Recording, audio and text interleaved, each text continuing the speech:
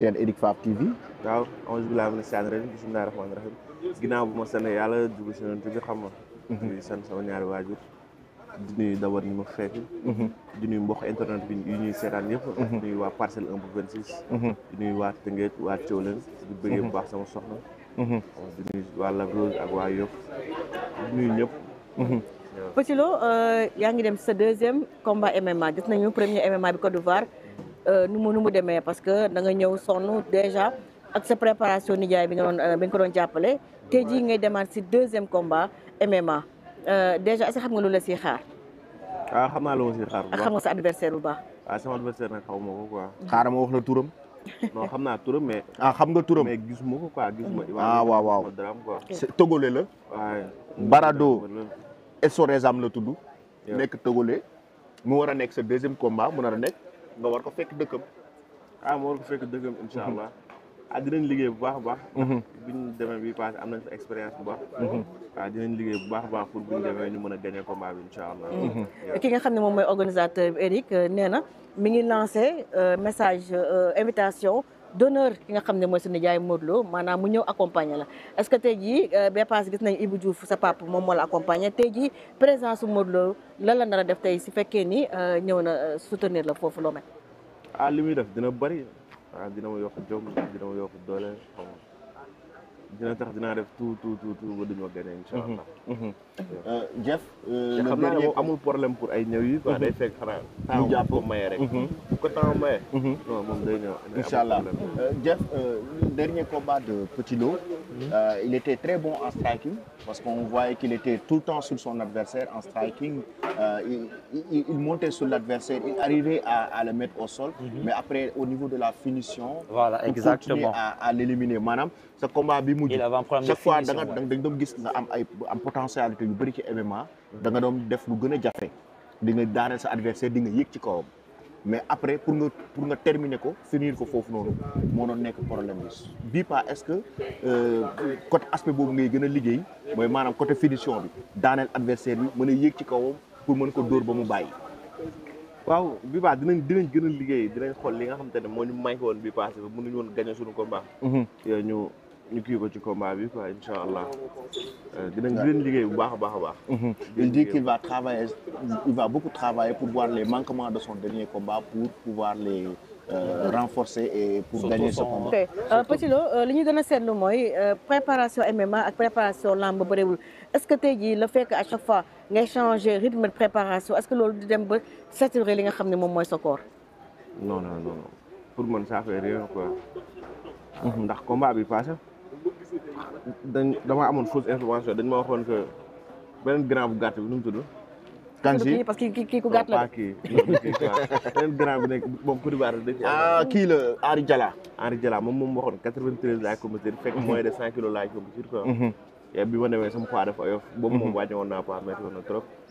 mais bi wàññi poids bu si amul du métti quoi. ndax su ma bëggee wàññi poids bëgg amaat combat bëgg yokkaat sama poids.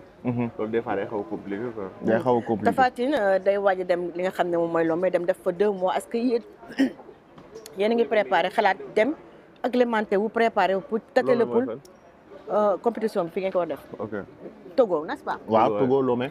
le 12 avril. ki nga xam ne mooy Tapha Tine fii ak une semaine dina dem def fa 2 mois pour mën a préparé wu maanaam acclimaté wu si li nga xam ne moom mooy climat bi nekk foofu est-ce que yéen parce que laaj nañ ko Eric mu ne tout dépend si yéen est-ce que yow mi prévoir nga dem teel a dem préparé wala ngay toog rek ba jour compétition bi nga dem. waaw après nag loolu noonu xam naa damay su ma ñibbee léegi dama ci waxtaan ak sama père xam nga ma laaj leen quoi bu fekkee damay dem ma préparé foofu ma dem bu fekkee damay préparé fii aussi ma préparé foofu. Et la préparation, elle est importante, n'est-ce pas, coach Jeff? Elle est même plus que importante, Mais Jeff, sur quoi il doit miser spécialement par rapport à son adversaire? Quelles sont les grandes lignes de sa préparation? Il connaît mon adversaire? Les grandes lignes de sa préparation de Petit Lo? Oui, bien sûr. Okay. J'ai vu un de ses combats. J'ai vu un seul, mais je peux faire des recherches pour avoir plus de combats. Mais les terres man moom toujours ak affaire yooyu noonu. la grosse partie de sa Donc tu as le rôle d'être l'espion des adversaires des Non, en tout cas, Sénégalais. Je les il est de connais ta tous, la catégorie plupart. 93 kilos. Si à Comme ce yow. rythme-là, tu vas plus entrer dans ce pays-là. Catégorie 93 kilos. Cette fois-ci, moom moom, nga la taille bi maanaam.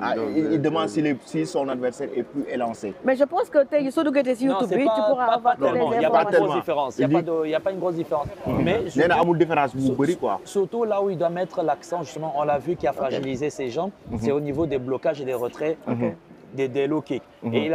Et la finition surtout. Parce qu'il faut savoir que même en MMA, c'est comme le Muay Thai. C'est que quand quelqu'un te met un coup de pied, tu peux attraper, tu peux saisir et l'amener au sol. Utilisez cette force que vous avez en lutte qui est l'amener au sol, justement.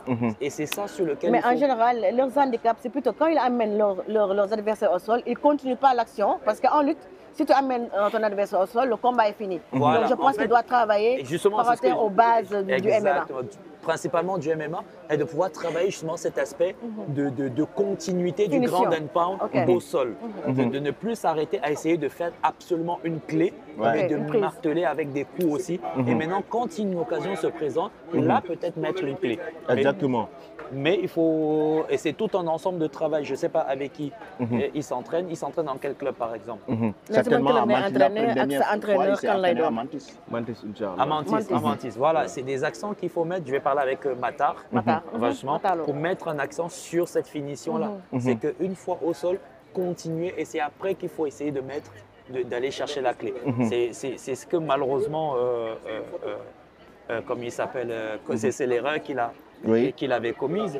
Et pareil avec Albouri. Albouri essayait absolument d'attraper Casse la machine alors qu'il y avait toute une stratégie à mettre en place de rapprochement pour pouvoir l'attraper. On ne peut pas attraper quelqu'un qui est à plus d'1 mètre. Donc, mais en tout cas, je vais me renseigner yan pour lui. ambition nga am ci MMA bi Petit Lo.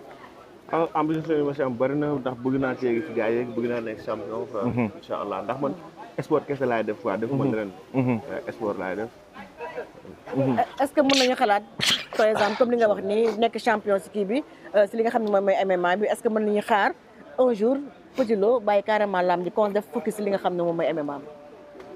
ah loolu du mën a wax dara ndax man lamb mbër laa quoi. mun naa ne ci lamb lañ ma gisee. ba tax ma mën a dem def MMA.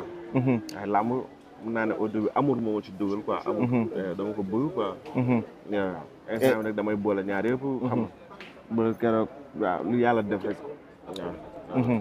et tey jii nii yaa ngi def sa deuxième combat mu nar a nekk combat bu metti tey boo combat bi nii Eric wax na ko léegi tey ku ci nekk boo amee victoire am na feneen foo xam ne daf la fay yóbbu fu gën a sori est-ce que tey Petit Lo mi ngi xalaat un jour fi Reug Reug toll ci MMA nekk champion du monde nga toll foofu noonu dem di combattre ci yenn niveau yu kawe yi. maa ngi xalaat dem fu ko gën a kawe sax incha allah. maa ngi xalaat dem ba niveau bu ko gën a kawe. dem ba high level bi UFC. xam nga waaw te dinañ ci liggéey bu baax a baax liggéey la rek quoi. ñu UFC de.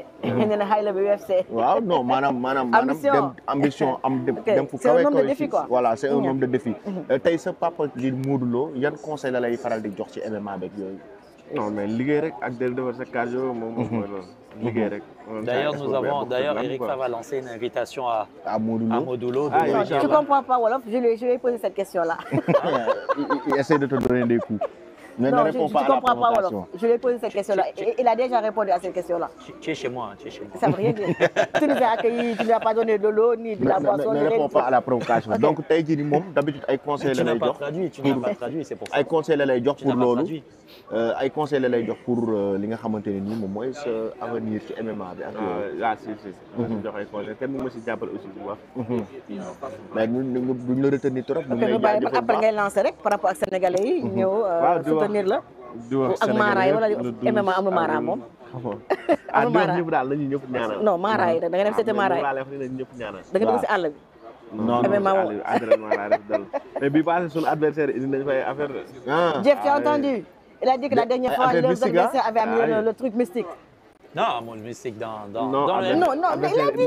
il dit que son adversaire a amené des trucs mystiques la fois passée. Ah oui, les adversaires là, ils ont fait des bains. Trucs mystiques, c'est vrai. Avant de monter sur le ring. On est en Afrique, Jeff. Mais sauf que, n'est-ce pas, je veux bien, n'est-ce pas, je l'entends. Mais sauf que, à un moment, c'est psychologique. Psychologique, c'est dans la tête. Voilà. Ça me fait rien, moi. Voilà, exactement. À partir du moment où tu vas te dire que prends tous les bains que tu veux, je vais te taper, tu vas le taper. Ah non, moi ça me fait rien. ñu ngi lay nuyu di la jaajëfal. di sant yàlla bu baax xam nga di wax nañu ñëpp ñaanal xam nga ñun ñu fi jógee Sénégal ñëpp dem di ñaanal xam nga nañ ñu ñaanal bu baax ñu dem yàlla defal ñu sutura incha allah. incha allah ñu ngi lay mais un mot jaajëfal ci bu baax. combat franc ak kii bi. waaw Franc ndax mooy loolu du Franc kese sax. Mbacke Ndeng Baalo ak Franc. waaw yàlla ñu yàlla may na ñu waa passé ñëpp incha allah. loolu nga si sànni. ah loolu laa moom di sànni pare nañ xam nga li ñu waroon gars yi li ñu waroon def yëpp def nañ ko. dañu ñaan yàlla suturaal ñu may ñu dem.